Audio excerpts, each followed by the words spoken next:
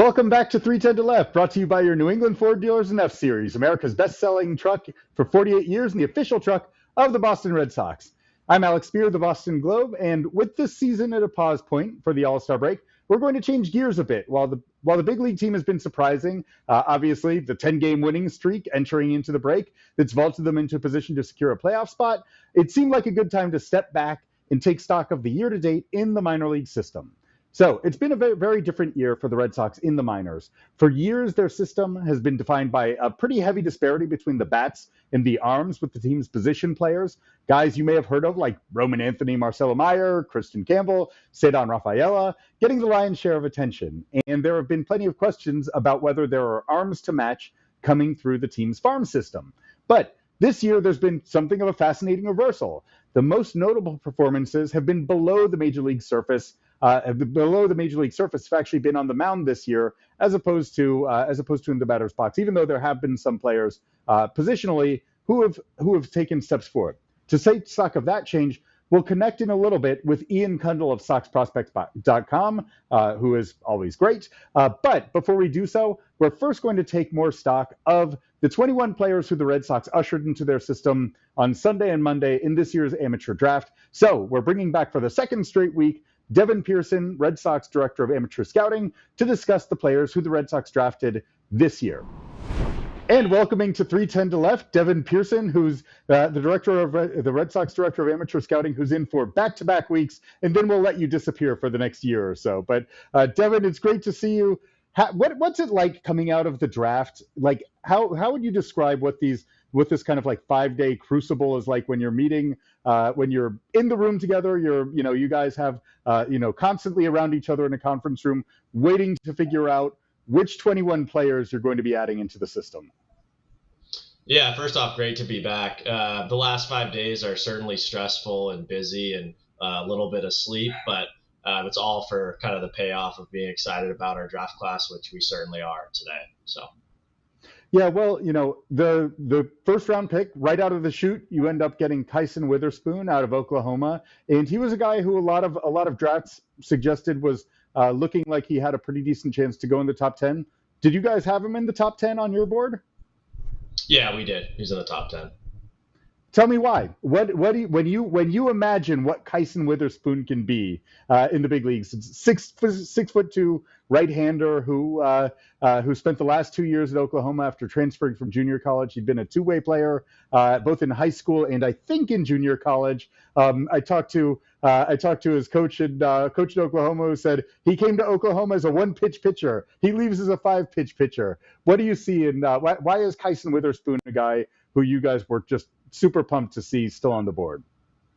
Yeah, I mean, for us, first off, he was the top college right-handed pitcher in the draft, and to be able to get him at 15 was something we were really excited about. But when you look at just his performance, the velocity he carries, the strike throwing, and then the new shapes he's found over the last couple of years, it's a really exciting profile to throw right into the minor leagues and should have quick success. But we're here to make him the best version of himself. Well, so when you said, like, did you see him in person? Did you have any like aha moments personally where you were like, oh, it's easy to dream on him? Yeah, I went to Norman with Fred Peterson and saw Kyson pitch, and I think anytime you're evaluating a college pitcher, you're picking them apart. So there were things I was maybe wanted to see in person just to validate my opinion on him, and felt really comfortable leaving that game as this guy's going to be really good, and there's a ton of upside here, but also a lot of safety. Well, so what does that mean? Like when you he does shape a lot of different pitches now, right? Like as I mentioned, he went from being this guy who got to Oklahoma throwing fastballs at the time, up to about 93, but that was so early in his pitching career. This year, sitting around 96, I believe he was averaging, touched 99 with the fastball. That has that really like weird, interesting arm action where he's a former shortstop and he looks like a shortstop throwing the ball in many ways, kind of like Cutter Crawford, Lucas Giolito with that short little arm action. But then he created all kinds of secondary pitches, right? Curveball, changeup, cutter, slider. What is he going to like? Do you have a clear sense of what that mix is going to be for him moving forward? Yeah, I think some of the focus early, just because he is cutter, slider heavy, so everything's moving to his glove side. has a changeup, but wanting to get him a little more depth and consistency with that pitch. So it'll be spreading the zone in different areas that he's not already really good at locating with the cutter slider both going glove side.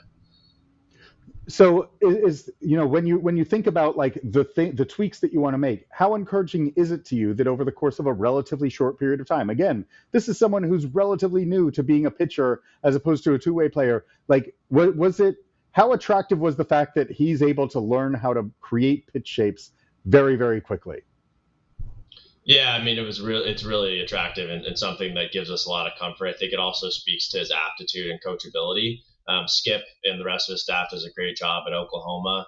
But I think, just picking their brains on how Kyson adapted to things they want him to do and how excited he was to continue to grow just gives us more comfort that when we put him in our environment and introduce new things, he'll pick it up quickly and is open to it. He is the highest selection ever for the Red Sox of a college right-handed pitcher.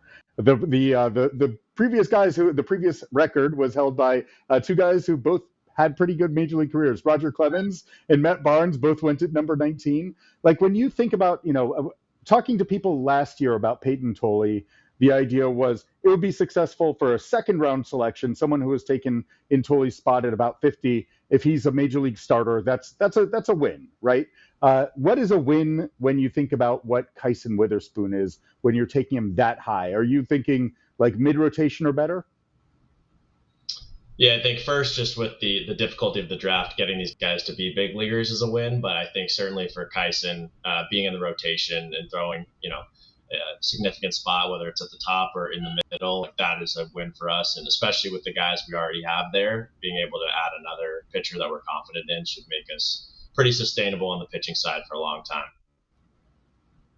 The next pick that you had was set in motion a trend, right? You end up with Marcus Phillips as your second rounder out of Tennessee. He is a large human being, right? He's 6'5", 6'6", and about 245, 250 pounds, and also someone who's managed to be a triple digit, who's thrown triple digits, I believe, in college. What is the projection like with Marcus Phillips? Why were you excited about having him on the board?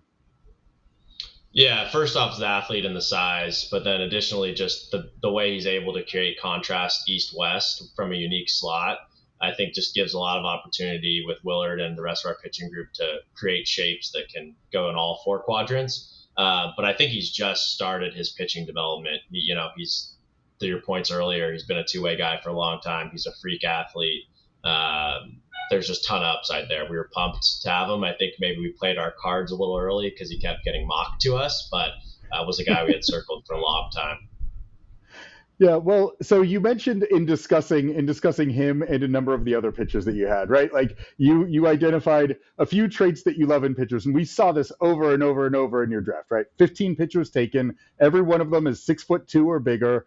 You have, I think, about a handful of guys who have touched triple digits in college, which, like, by the way, is like a commentary on the time we're in. Like, this is insane in terms of like how far divorced college baseball is now.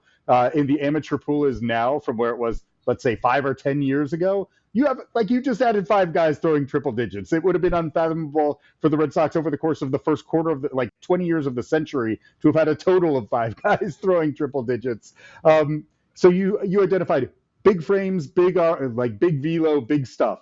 Why do you like big pitchers? What's appealing, about that as a point of departure for guys who you particularly target? Yeah, I mean, first and foremost, you look at the big league staffs; they're all pretty massive human beings. So being big certainly helps. But I think the reasoning is that it just helps you handle the workload of a full major league season. There's more confidence that you can hold and sustain velo on a bigger frame because we can continue to layer strength on there. So it's mainly just durability and potential strength. And for the smaller guys, the concern is, will they be able to get to velo and hold it? I think guys like Kyson certainly have, and so that gives us confidence to maybe go below that 6'4" mark that we get pinged on Twitter with.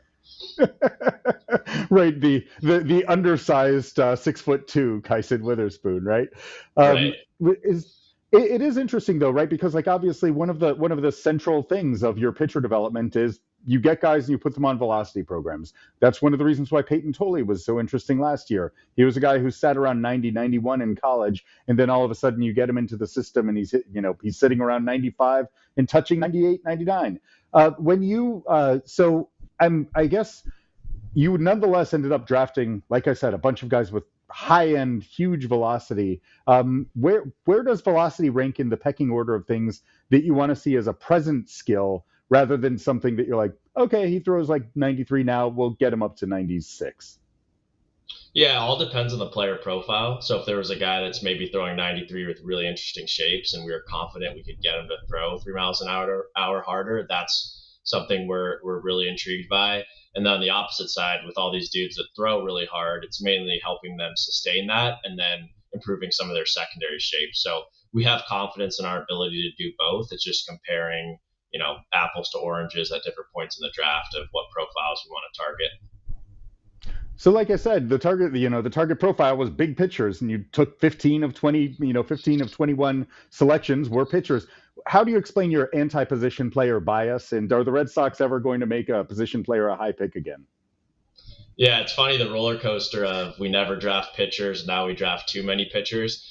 We certainly still like position players, and there were position players high on our board that got plucked. But like I said before, we were super intentional about the group we brought in this year on the position player side. You're seeing guys that have a lot of versatility, able to play multiple positions, and maybe a tool or a tweak away from kind of hitting their ceiling in our development environment. Along those lines, the top position player that you took, Henry Godbout from UVA. He looks to me like you took him in the third round with your fourth overall selection. You guys have done very well in this kind of pocket of the draft with position players, right? Like that's where you found Chase Mydroth, who ended up being an important part of the Crochet trade. That's around where you found Christian Campbell. We know him, right? What do you like about Godbout? Wasn't like a standout, and his power seemingly took a little bit of a step back in terms of just production this year. Mostly doubles diminished for him at UVA as a junior relative to his sophomore year. What do you see in him? A guy with more walks than strikeouts, not with huge offensive production. This as a junior in the ACC. What do you like about him? Yeah, it just fits what we think we can develop well, right? Like he has pretty good swing decisions, makes a ton of contact, and we're confident in our ability to add bat speed. And so I think if you look at that profile and he increases his bat speed slightly, and those balls that are maybe long singles turn into doubles or home runs, the extra base hit production is going to skyrocket. So also just knowing the kid, you're going to have to turn the lights off in the cage or he'll be in there till 2 a.m. So similar to Christian, he's going to work his tail off to get there. Right, your big concern, when your big concern is managing his sleep schedule, then you're because he's working too hard, then you're probably in a pretty good starting spot. I suppose I should ask about the other position player you took in the early rounds, because again, that third, fourth round spot has been a really interesting one for you. Mason White out of Arizona, another middle infielder. He's a guy who hit a lot of home runs, and he was kind of the opposite, right? Big strikeout numbers as a college junior, also big home run numbers, even though from a bit of a smaller frame. With Godbout, you see like the ability to develop power. With Mason White, how confident are you in the ability to kind of rein in the strikeouts and develop the hit tool to the point where the present power can show up a little bit? Yeah, so excellent ball flight and power, right? And then I think we're buying in that his contact skills continue to improve. So I think if you look at May further on and through the year, his whiff rate went way down, and we're just buying that he can hold that and sustain that. So that's kind of the intrigue there, to get a shortstop with power and improving contact skills. We think is a nice bet in that area of the board. One of the last thing I want to ask is kind of in a big picture thing. A lot has been made of the fact that you took college pitcher after college pitcher, right? Like particularly on day 2 of the draft. It does strike me that you guys have changed a little bit from a point where in day 3 of the draft, rounds 11 through 20, you would draft some guys who you didn't think you were going to sign, right? Some high school guys who it's like, well, maybe we get them, but if not, we'll get a chance to introduce ourselves. Now it seems like you want to really draft guys who you're going to be able to sign. How has that changed over the last couple of years? And does that partly explain kind of the shift to a bunch of college pitchers in that kind of round 11 through 20 position of the draft? Yeah, I mean, the reason we used to do it historically was one, there were players that we really liked that we draft later, but additionally as safety blankets in case someone failed a physical or we had leftover money or whatever. I think now we're just more confident that we're going to sign the guys that we take. And, if we have money sitting over after the draft, the undrafted free agent opportunities are still out there. So more of a strategy thing than anything. And I think you can never have enough arms in today's world. So being able to add more makes more sense for us. I guess I lied. Here comes the last question. So It used to be that you would have to wait years before you got to see the impact of the draft. Guys are flying through the minors now, right? Like Roman Anthony is 3 years removed from high school. You're seeing guys, all over the place who are like 1 to 2 years removed from college who end up in the big leagues. How fun does that make it for you guys, where the wait isn't necessarily as long as it once was, and you're going to get a clearer sense of the impact of this draft class, maybe a little bit faster than you would have in the past? Yeah, we do a lot of box score scouting once these guys get into pro ball. So I think every day is either a roller coaster in itself with how our guys are performing, but it is cool to see these guys, making it through the minor leagues quicker and advancing to levels when they're ready to. So kudos to PD for pushing these guys when we feel like they're ready. Well, Devin, thanks so much for joining. Fascinating to hear about this year's class. Go rest. It's been a long few days, so hope that you recover and and keep the dog happy. Thank you. Appreciate it, Alex. 310 to Left is presented by your New England Ford dealers who've been taking everyone out to the ball game at Fenway Park for decades. Catch Ford next time you're at Fenway, including in the Ford Clubhouse, a full-service bar perfect for bringing your lineup together and for recording our live edition of 310 to Left. It's all brought to you by your New England Ford dealers and F-Series, America's best-selling trucks for 48 years and the official truck of the Boston Red Sox. So that's the new group of prospects coming into the Red Sox system. Who do they join? In order to take stock of that, in order to take stock of the year of the Red Sox minor league system thus far, and to figure out where Kyson Witherspoon and others are going to be slotting in terms of prospect rankings within the Red Sox system, I talked to Ian Cundall of SoxProspects.com, who does an amazing job of scouting the Red Sox farm system from top to bottom. So here is my interview with Ian. Joining us now on 310 to Left, brought to you by your New England Ford dealers, is Ian Cundall of Sox Prospects. Ian, great to see you. What's going on? How's life treating you at the pause point of the minor league season? Things are going well. It's been a really fun season, I think. A lot of interesting developments on the Red Sox farm system, but it's nice to have used to disconnect, and a draft didn't really allow for that at all. Yeah, right. Well, let's we'll get into some of the draft stuff, but before we do that, let's take stock of some of the big developments that have been happening in the Red Sox system, like broad brushstrokes. Like obviously, Roman Anthony and Marcelo Meyer, after years of anticipation, are now up in the big leagues. So that's kind of a major inflection point for the minor league system. They were both really good in terms of showing that they were ready to be called up. So let's not belabor them, even though we could do a separate podcast on them. Let's not do that. Behind them, what have you seen in the minor league system this year? What are the big themes that are occurring in the Red Sox system? I think the biggest theme is the shift from what was a very hitting heavy system to now it's very pitching heavy. The players who've taken the biggest strides this year have all been on the pitching side. You got guys like Payton Tolley, Brandon Clark. I think some guys in the upper minors like Cundall, David Sandlin. I mean, the list just keep going on and on. There's just a lot of pitchers that have taken a step forward. Whereas I think hitting wise, the development's been a little slower, which is understandable because you graduated two guys who are contributing to the Red Sox right now. You've got Christian Campbell, who technically graduated prospect status, though he is in the minors. And then, of course, with all the trades, adding talented MLB players, the system is just thinned out hitting wise. And you combine that with what they've done in the draft the last 2 years, it makes sense that it's becoming more of a pitching heavy system. So there are two different components of that, right? Like you have a lot of pitchers moving up in the rankings, and it is wild. Like once Anthony and Meyer lose prospect eligibility, I think that you guys currently have Payton Tolley at number 3 in the system. He'll be the first top-ranked pitcher, like top-ranked prospect in the system, who's a pitcher since I think Jay Groom, right? I think, Yeah, that's a pretty sizable gap. It's been a while. Talking about. Yeah.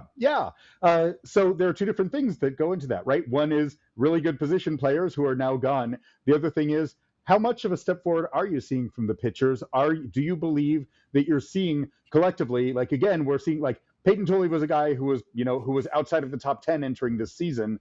Brandon Clark, not really close to the top 10 entering the season. Are you seeing massive development in terms of pitchers, and how would you characterize what that development is if you are seeing it? Yeah, no, there's definitely massive development going on, and I think Payton Tolley is the best example of it. This is a guy who last year at TCU was averaging 91 miles an hour on his fastball. Now he's averaging around 95 miles an hour, and he's up to almost 99, I think 98.9 in his max. And so we know the Red Sox don't round up, so he has not hit 99 yet. But I think with him, you look at someone that he started the year in Greenville, was really impressive there, got up to Portland, and he's been even better. And with his fastball quality, he's just able to dominate minor league hitters. And you look so far the results in Portland, I think it's 14 and a third innings, 22 strikeouts. And he pitched against Binghamton, which is one of the best AA teams, and he just absolutely dominated there. And I think that the strides he's made, it's a guy who, coming into the season, you saw big body, good athlete, as he was a two-way player in college. Good fastball, but it was kind of low on velo. Now he's got the velo. The secondaries are improving. And he's a guy now that I think, if you look, has a chance to be a mid-rotation starter pretty soon, maybe like as soon as next season, potentially. So I think his development has really been the biggest one. But you mentioned Brandon Clark. He's another one. He was a guy who was a 5th-round pick, kind of signed for, I think it was around $500,000. Good fastball. We knew that. Didn't really know what else to expect. Well, his fastball's got even better. He's now, casually topping out 101. He's got a very good slider that's improved considerably since the beginning of the season. Changeup's still a work in progress, and he's still not really working deep into games. So I think his development's going to be a little slower. But there's just a lot more ceiling that comes with the pitching prospects, and I think that comes with the approach with the Red Sox player development or pitching development and what they're targeting. They're targeting these big body guys who throw hard, and when you have that, there's just generally more upside associated with that group. They can get to throw hard in the case of Tolley, right? Like, because as you point out, they drafted him based on fastball shape and weirdness.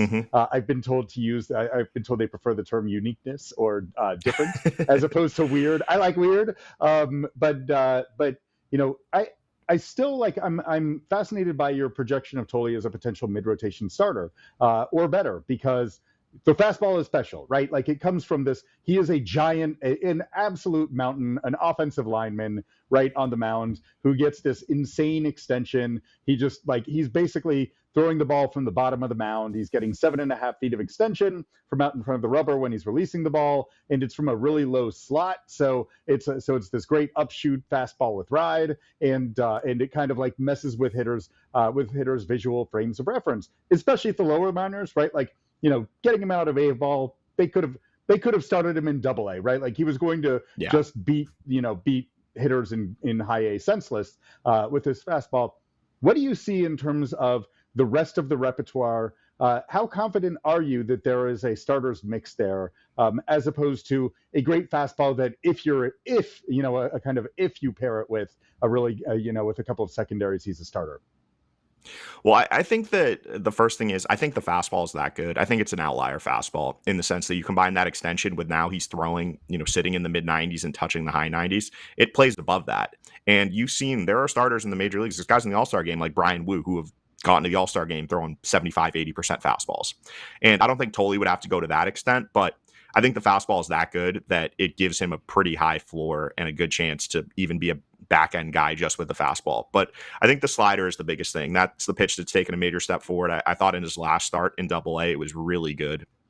And that was something last year was kind of like a slurvy breaking ball at 78 to 82. And he's really tightened it up now. It's more like 84 to 88, more of like a gyro slider, a little harder. And I think that that's something that he's just continued to improve as the season goes on. I saw him in spring training and it was something, it was a little fringy, throw a couple good ones. But now when I last saw him a couple weeks ago, it was one that he seemed to have more confidence in it. He had more willingness to throw. He could land it in the zone more consistently, which was kind of the issue before. It was just a chase pitch. And with the continued development of that pitch, in addition to he's got a cutter, he's got a changeup also. I think if he can just get that slider to like an above average offering, when you combine that with the potential, I think a plus fastball, we've seen that profile work if your fastball is good enough. And I just think I have so much confidence in his fastball that I think he can get to this level needed with his secondary pitches, even if they only all end up around average-ish. I mean, the other thing that's always interesting in these rankings is that, like, I think that we've all become attuned a little bit more to the idea that it's not what a prospect is showing in a given moment in time. It's kind of that suggestion of, like, can you daydream on what they might be a couple of years down the road? In order to be able to daydream, there has to be some evidence of an ability to grow, to improve, to change, right? And, like, Tolley's a guy who was a two-way player in college at a very high level. He had never been a full-time pitcher in college, and so kind of new to the idea of just a true pitcher's program. So you see this explosion of velo happening in his first full year as a professional. You also kind of become a little bit more sympathetic to the idea of, oh, he hadn't necessarily, like, defined the shapes of his pitches, because, like, when was he going to do that? Like, when was he going to work on that? When he had to take BP in the cage all the time. So I think that, like, there is something that's fascinating about this guy who, like, cannot be larger as a human being. So there's not a lot of physical projection remaining for him, and yet I think a large part, like, correct me if I'm wrong, but a decent amount of this is a decent amount of this is related to the fact that you see the potential for him to get better. 100%. And as you said, I think that's a really good point. He's a low mileage arm who had not focused solely on pitching. And the thing that's most encouraging to me with what I've seen from him is his velocity is trending up this season. What he was doing in spring training, he's now above that. And you see it too when he works deep into outings, and you see him in the 5th, 6th inning, he's still hitting 97, 98 miles an hour. And I think one of the things you kind of are cautious with when guys have big velo jumps is, can they hold that? Because you'll see it often where a guy will come out, who usually sits 92, 94. He'll come out 94, 96. He'll do that for, 2, maybe 3 innings. But then by the 4th inning, he's back down 91, 92, 93. Tolley's not like that. Tolley will start off the game, he'll build up, and then he'll just stay at that level. And, he could be 70, 80 pitches into the game, and he's still hitting 97 miles an hour.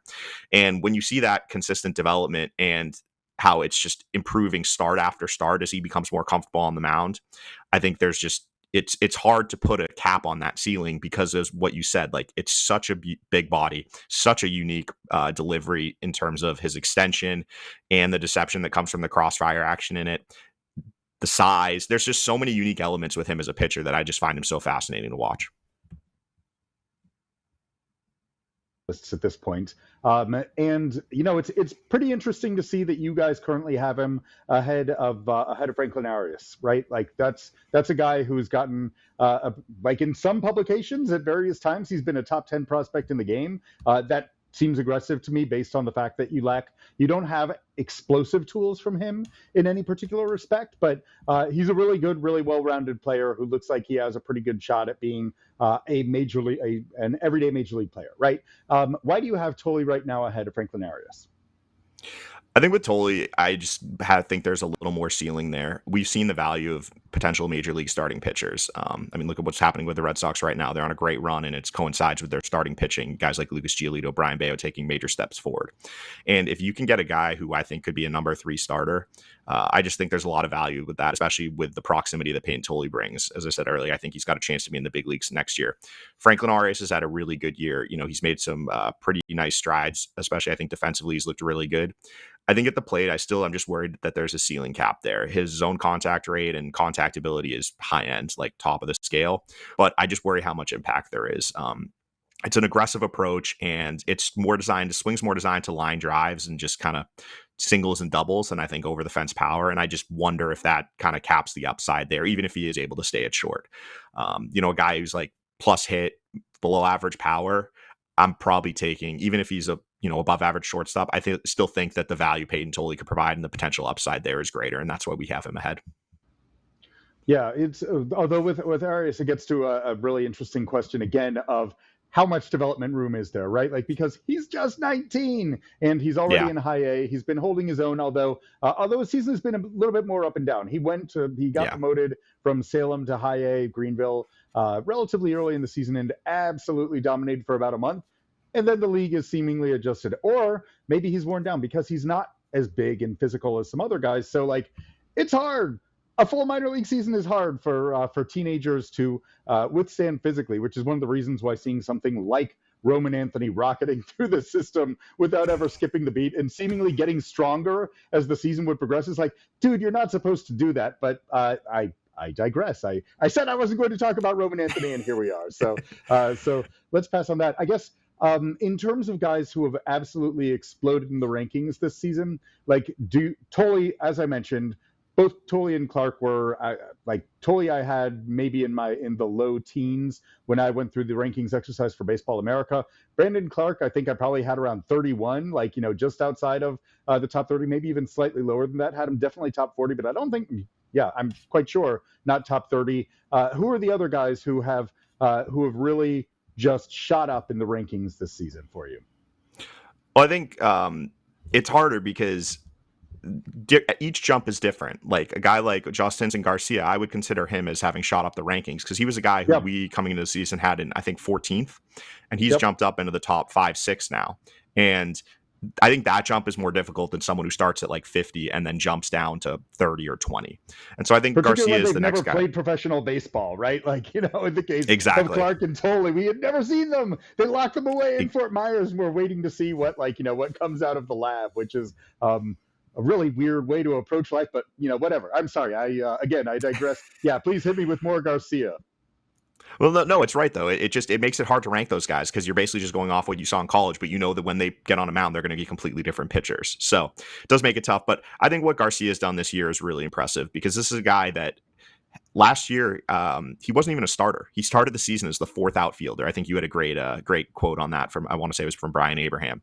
But this guy, he got some money when he originally signed out of Venezuela, but kind of a little slower development. And I think he's a great example of the developmental process is not linear. There's going to be peaks and valleys, and it can go very different ways. And he last year, he worked really hard in the offseason, got a lot stronger, started really impacting the baseball. And I think that's the biggest thing that he does is he produces really high-end exit velocities. The guy can hit the ball extremely hard, and the hit tool was the question. And I think this year he's done a much better job with that. He's taking more walks. He's showing more patience. I think when he got to AA last year, he was a little overwhelmed, and you saw that. The numbers weren't great. He had some struggles, but once he got acclimated to the level this year, really impressive. And now he's up in AAA, and he's been even better in AAA than he has been in AA. Long term, I still think there are some questions with the hit tool. I'm not sure if it's a true everyday profile for a team like the Red Sox, but at the very least, he's put himself as someone who you can see as a platoon outfielder because he destroys left-handed pitching. And when you combine his ability to impact the baseball, he's got power, he can play defense, he can run. That's a guy who you can easily see fitting in a major league roster at some point in the foreseeable future. And now that he's in AAA, he's right on the verge of the big leagues. And I think so. The jump he's made, I think, from last season to this season has been really impressive. 310 to Left is presented by your New England Ford dealers who've been taking everyone out to the ball game at Fenway Park for decades. Catch Ford next time you're at Fenway, including in the Ford Clubhouse, a full-service bar perfect for bringing your lineup together and for recording our live edition of 310 to Left. It's all brought to you by your New England Ford dealers and F-Series, America's best-selling trucks for 48 years and the official truck of the Boston Red Sox. I think it's worth adding that there is an element of fun to watching Garcia play, right? We break down prospects really clinically a lot of the time, and rightly so, right? Ultimately it's about okay, how are they going to impact the big league squad? What are their strengths? What are their weaknesses? Where do you need to twist the dials in order to get them to be a really good player? And let's talk in zone, whiff percentages and all that. Garcia is fun. It is fun to watch him ball track in center field because he goes about it in a way that's very different from anyone else, and in a way that's very divorced from how you would teach people, but in a way that really works for him. He catches the ball, cupping it down by his hip. It's almost he's holding he's holding a lacrosse he's holding a lacrosse stick down by his hip, and he's catching the ball that way. And it is I don't know. There's something cool about watching the way he moves around the field. I'm with you. There's a pretty clean path for him to be at least a fourth outfielder on a good team where he would be able to hammer lefties, kind of the Ref Snyder role, where you hammer lefties and you play all three outfield positions, and and at various points you get a little bit more playing time, but that's a good player. It's not a play our standards have been reset, I think, by a few years of watching Meyer, Anthony, Campbell, Teal, for that matter, rolling through the system. But yeah, for Garcia to have gone from another guy who was outside of the top 30, top 40 in the Red Sox system to being a dude who is who's now a top 100 prospect in all of baseball. Like that's a pretty impressive development. On the other side of things, who do you have in terms of like, I don't know that like I don't know that there have been any like shocking performances that have led to major falls this year. What do you have in terms of guys whose first half has not followed what you expected? Well, I think there's two routes to go with this. I think the first one is there's just been a lot of injuries this season, especially on the pitching side, and I think that's made projecting some guys out a little more difficult. You look at guys like Jetixon Paez, Juan Valera, Jojo, and Garcia. There's just a lot of pitchers who have missed considerable amount of time who, coming out of spring training, I had pretty high expectations for. So they haven't really moved the needle down because of that, but it's just something that bears watching. It's just an unfortunate kind of side effect of the way pitching development is. Guys get hurt, and it seems like the Red Sox have had a lot of injuries like that.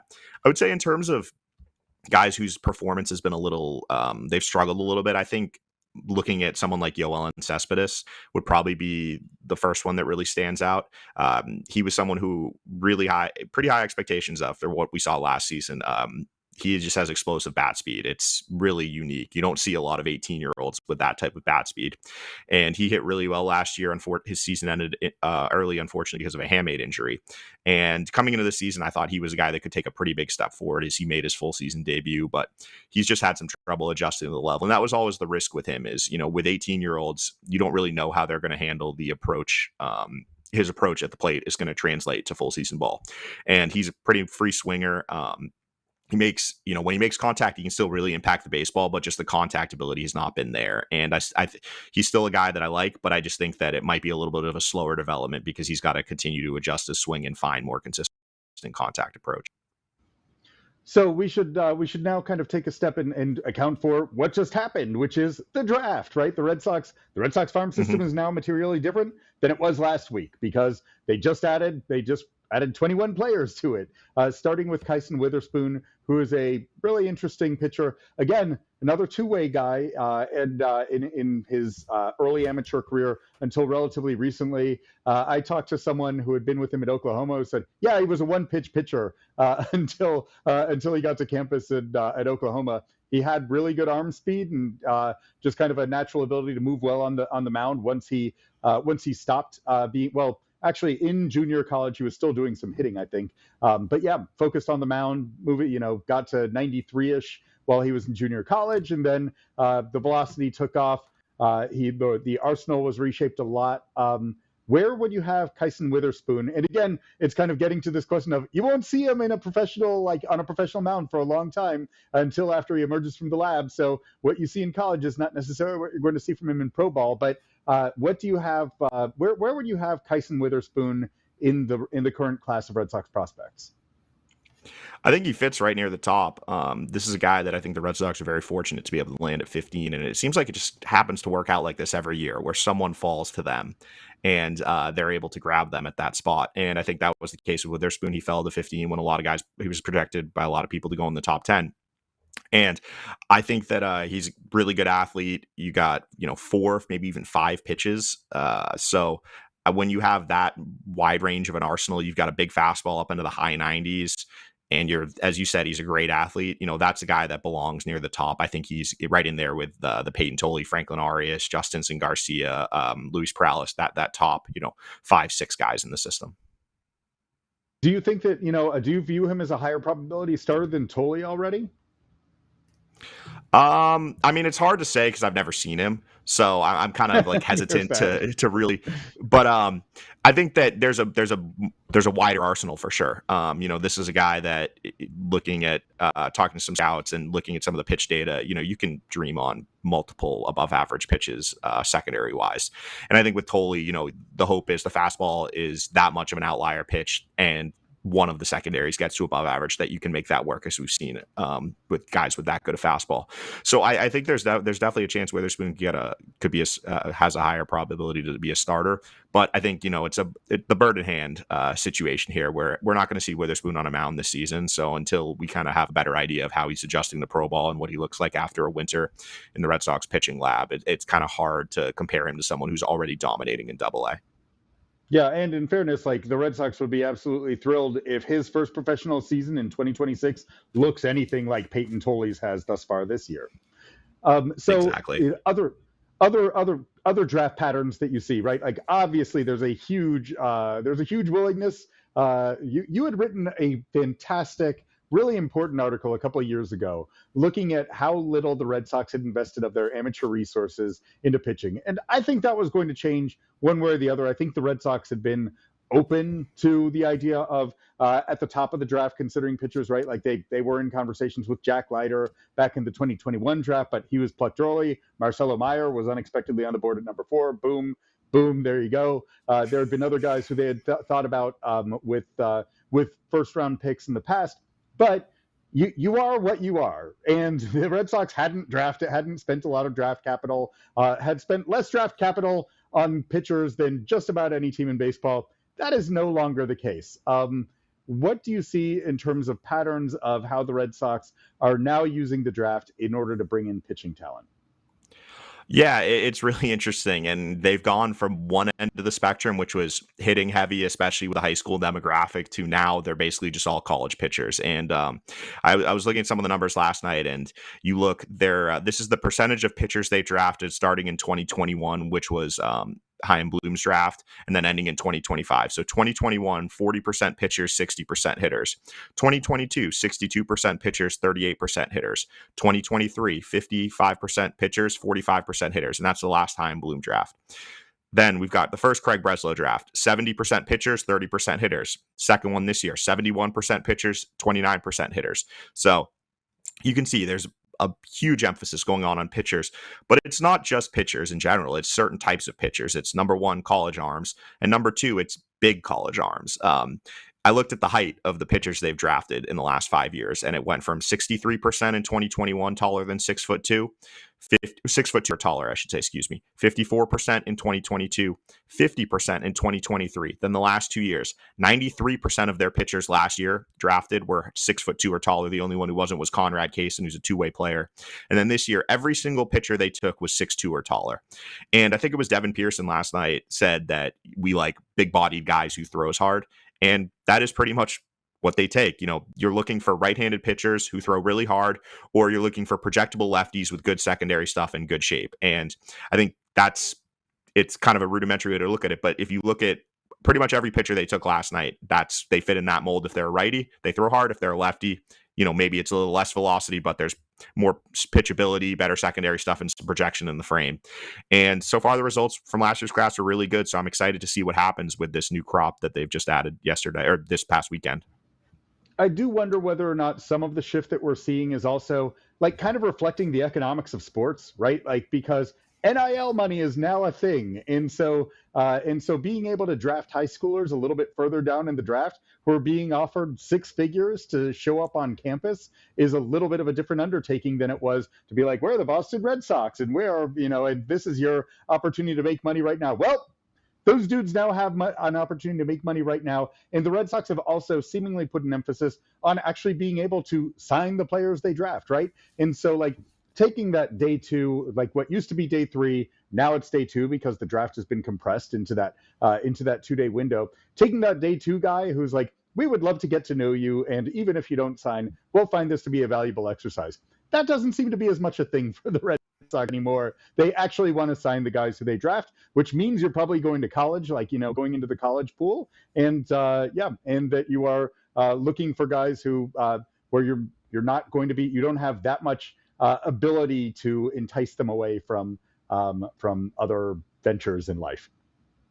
Well, it's also, in addition to the NIL, now baseball, every scholarship is a full scholarship. Whereas in the past, guys were only getting 10, 20, 30%. The high-end guys would get, more than that. But in the past, it was either you'd have to rely on financial aid or you'd have to be able to have your parents contribute or take out loans, things like that. Now, every baseball scholarship is guaranteed as a full scholarship. So I think that, in addition to NIL, has really changed the math game, as you said. And now, you're not taking a high schooler in the 11th round and giving them $300K to sign. That just doesn't really happen anymore. The high-end high schoolers who are going to get their high six figures, seven-figure bonuses are still going to happen. But I think it's those lower end guys who now are going to school who might have signed for, 250, 350, 450K. They're going to school. They're getting better. They're coming out in a couple of years and they're just getting drafted as a college guy, which is, you look at the Red Sox draft, all but I think 3 picks this year were college juniors. And or maybe it might have been 4 picks, but just heavy emphasis on college juniors, which is the first year usually that you're draft eligible. Obviously depends a little bit on your age, but that's the demographics they're really targeting. And I think it could have been different this year if the board had played differently. I think that's something Devin Pearson acknowledged, but high school hitters, the good ones, are getting pushed up earlier. The Red Sox aren't picking in the top where you have access to those elite guys. And, kind of just what happens this year. If you have pitchers higher on your board, you go for it. And I think it makes sense. Play to your strengths. The Red Sox have shown they can develop pitching prospects under this new regime. And the way they've elevated the guys from last year's draft has been really impressive, and also the guys that were in the system. And so if you can continue to do that, if you need to go get bats in the future, plenty of teams need pitching, so you can always make a trade or acquire position players another way. Is there a bat from this draft that does intrigue you where you think like, okay, they're going to Christian Campbell him? I think Henry Godbout would be that guy. He was out of Virginia, and he was someone who's seen it. He was a high-end talent, potential like first, second round pick if he had a really good year. But for whatever reason, UVA had a down year. He regressed at the plate. His average slug, things like that, dropped off pretty considerably. But when I look at his data, he looks a lot like the guys that they've targeted and elevated. Guys like, as you said, Christian Campbell, Chase Mydroth, players with really high contact rates, who maybe they need to hit the ball harder, add some bat speed. And you look, this is a guy who had a 92% zone contact rate in the ACC last year, which is really impressive. And the other thing that he already does well, that's something the Red Sox really emphasizes, he pulls the ball in the air. He's 6'2". I think there's some untapped power potential there. And he's got some good angles to the pull side. And, if they can continue to optimize that, add some strength, I think this is a guy that there might be more power in there. And when you combine that with already really strong contact skills, low chase rate, good approach, he could be a pretty interesting guy if they can make some adjustments there. Last one I want to ask you. So is there a guy who you think could go zooming up to the top 5, who we are not talking about within the top 10 right now? Within the top 10? Next year. Yeah.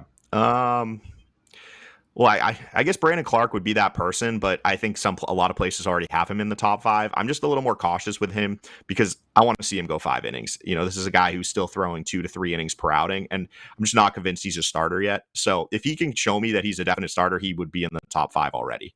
I'm just a little more skeptical there.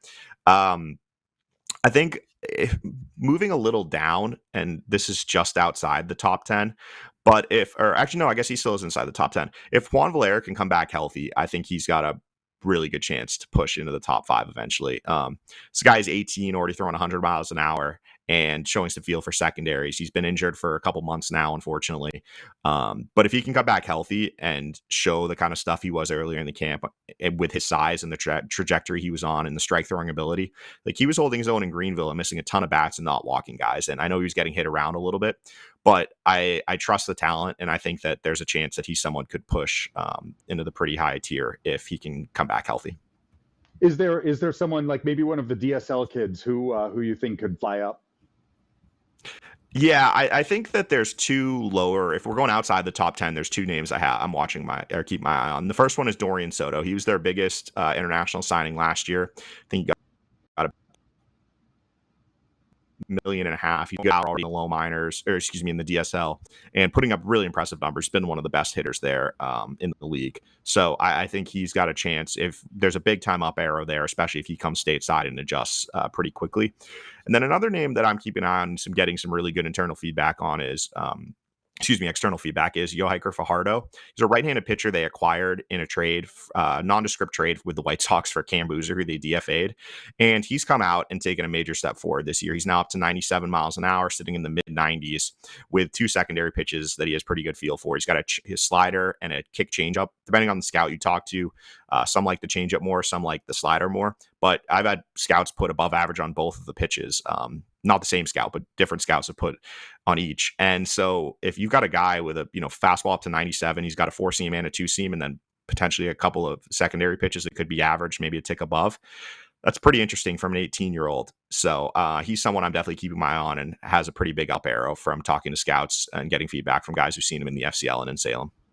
Well, Ian, it's always incredible to be able to get the feedback, to kind of channel the feedback that you're getting into a conversation. So thanks so much for joining. Thanks for the fantastic perspective, and look forward to doing it again down the road.